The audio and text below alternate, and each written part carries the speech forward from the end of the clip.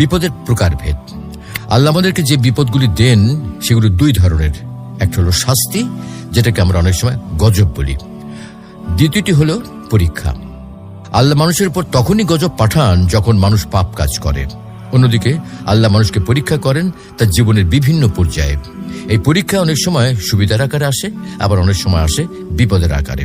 গজব প্রসঙ্গে আল্লাহ সুবহানাহু ওয়া তাআলা বলেন, وَمَا أَصَابَكُم مِّن مُّصِيبَةٍ فَبِمَا كَسَبَتْ أَيْدِيكُمْ وَيَعْفُو عَن كَثِيرٍ।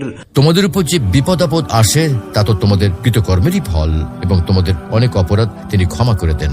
অর্থাৎ তা না হলে তোমাদের উপর আরো অনেক বিপদ আসতো। আল্লাহর পরীক্ষা সম্বন্ধে রাসূলুল্লাহ সাল্লাল্লাহু আলাইহি ওয়াসাল্লাম বলেন, আল্লাহ যখন কাউকে ভালোবাসেন তখন তাকে পরীক্ষা করেন। যার ধৈর্য আছে সে ধৈর্য ধরবে, আর যে দুশ্চিন্তাগ্রস্ত সে দুশ্চিন্তাগ্রস্ত হবে। পাপের ফল নাকি পরীক্ষা কিভাবে বুঝবো? সুপ্রিয় দর্শক, বিপদ আপদের মধ্যে কোনটা আল্লাহর পরীক্ষা আর কোনটা আল্লাহর শাস্তি, এটা আমরা কিভাবে বুঝবো? অর্থাৎ আল্লাহ তাআলা কখন আমাদের পাপের শাস্তি দিচ্ছেন আর কখন পরীক্ষা নিচ্ছেন তা বোঝার আলামত কি? কখনো যে বিপদে পড়ি, বিভিন্ন সমস্যার সম্মুখীন হই এবং কষ্টের দিন যায়, এগুলোর মাধ্যমে আল্লাহ আমাদের ধৈর্যের পরীক্ষা নিচ্ছেন নাকি আমাদেরকে পাপের শাস্তি দিচ্ছেন, তা কিভাবে বুঝবো? আসলে আল্লাহ তাআলা কখনো বান্দাকে তার গুনাহের শাস্তি দেন, আবার কখনো তার গুনাহ মোচন ও মর্যাদা বৃদ্ধির জন্য রোগ ব্যাধি ও নানা ধরনের বিপদ আপদ ও বালা মুসিবত দ্বারা পরীক্ষা করেন।